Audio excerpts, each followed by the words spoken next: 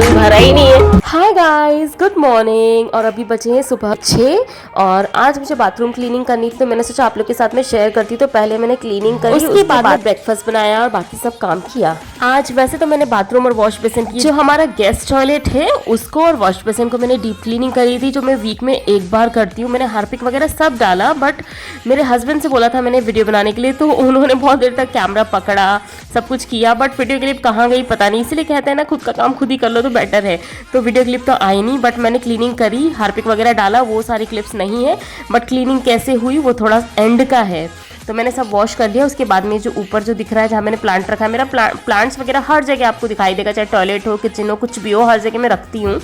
तो मैंने उसको वॉश करने के बाद अच्छे से ड्राई करने के लिए एक क्लॉथ से सुखा दिया, पोंछ दिया, जैसे हम पोछा लगाते हैं वैसे पूरा सुखा दिया, पूरा क्लीन कर दिया। क्लीन तो ऑलरेडी मैं कर चुकी थी, पोंछ दिया पूरा, उसका वाइप कर दिया।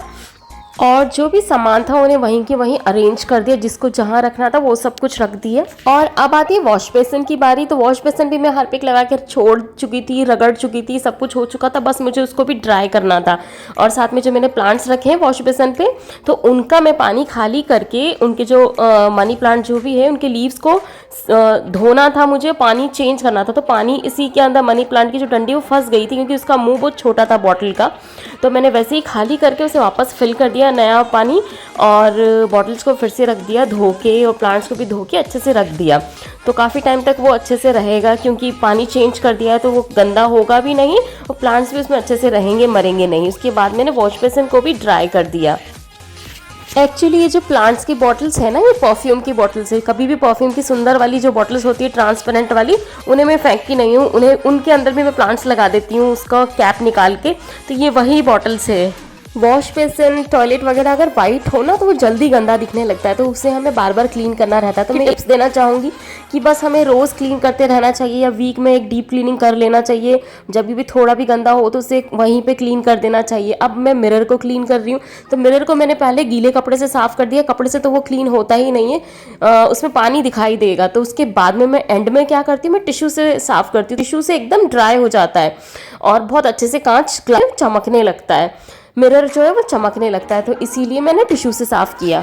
अब उसके बाद में मैंने टॉयलेट तो क्लीन कर ही दिया था, तो मैं पोंछ दूंगी, पोछा लगा दूंगी, ताकि पानी ना रहे, कोई गिरे ना। तो मैं वाइपर नहीं करके डायरेक्ट पोछा लगा दूंगी।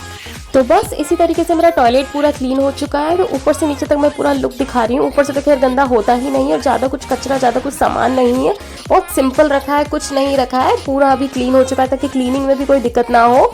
और इस तरीके से मेरा वॉश बेसिन भी पूरा क्लीन हो चुका है। अब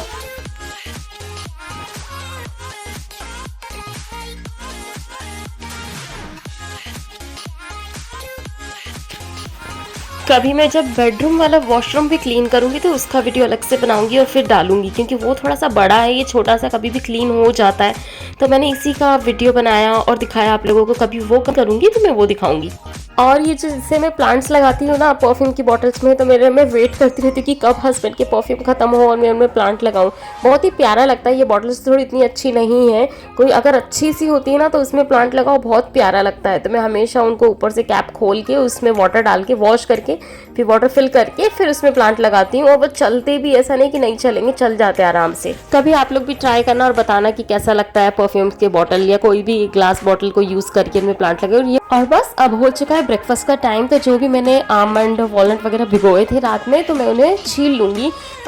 जब भी मम्मी दिया करती थी मुझे तो छील के देती थी, फिर कुछ टाइम के बाद उन्होंने छीलना बंद कर दिया कि नहीं, बिना छीले खाना चाहिए।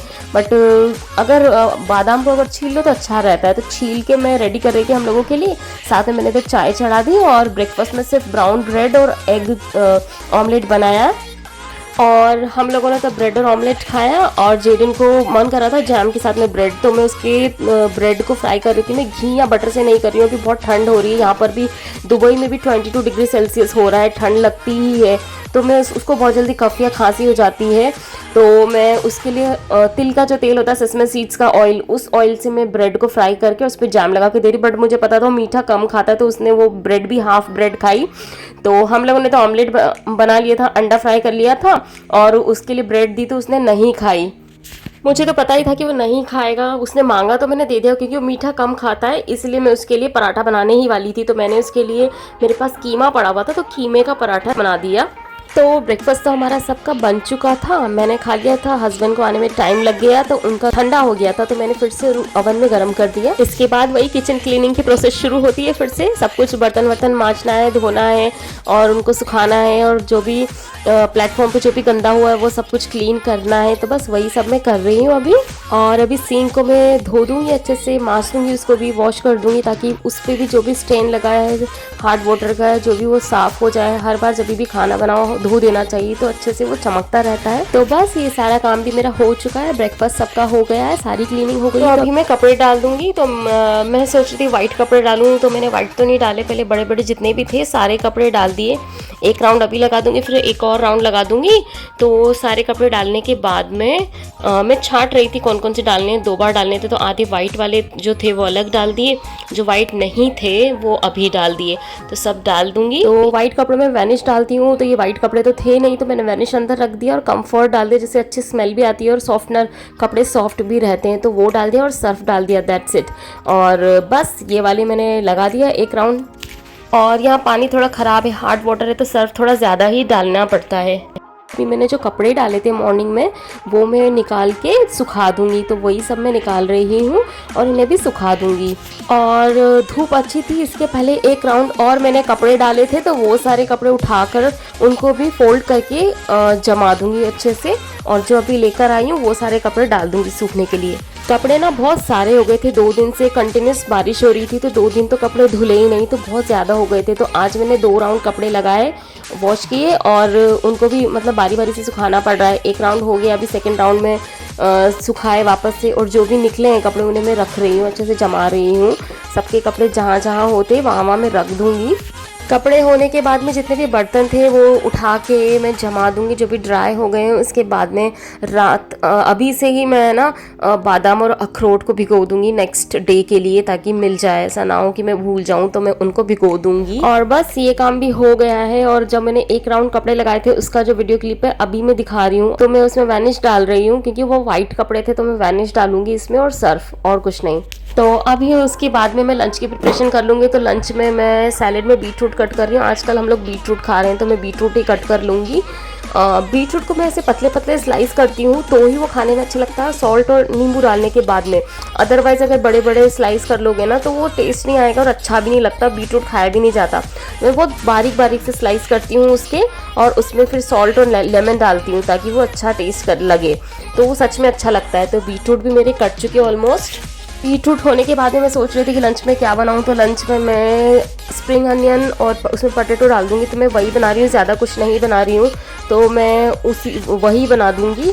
और उसके बीच में जेडन आ गया था मेरे पास में, तो मेरे से मस्ती करने लगा, तो वो मस्ती करने लग गया। उसके बाद में मैंने उसे गोदी उठाया और जा ही नहीं रहा था। उसके जाने के बाद में मैंने स्प्रिंग अनियन को अच्छे से पहले साफ़ किया और कट किया, और मैं इसके लास्ट में इसको वॉश करती हूँ, ताकि जितनी भी मिट्टी हो, जितना भी रेत हो, उसमें से निकल जाए।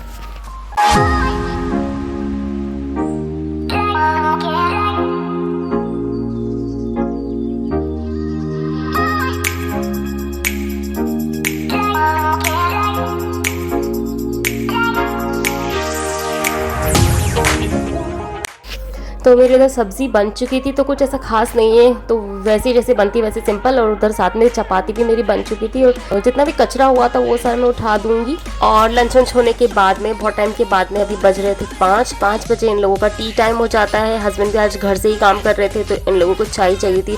हस्बैंड पीते हैं और इसको चाहिए होता है बिस्किट डिप करना, वो भी चाय के अंदर। और उसके बाद में ज़्यादा कुछ नहीं था व्लॉग में शेयर करने के लिए। बस रात में मैंने डिनर में बनाया था चिकन पुलाव। तो ये जो राइस है रेड राइस है, जो कि बहुत ही मुझे अच्छे लगते हैं और उसमें फाइबर भी बहुत ज़्यादा होता है। तो ये चिकन पुलाव बनाया था, रेसिपी मैंने शेयर नहीं की। अगर आपको रेसिपी चाहिए तो प्लीज़ कमेंट। अगर वीडियो पसंद आए तो please like, share and subscribe to my channel.